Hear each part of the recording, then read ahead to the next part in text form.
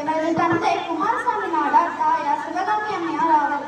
காமராஜர் அவர்கள் 1954ஆம் ஆண்டு முதலமைச்சராக பொறுப்பேற்றுக் கொண்டார்.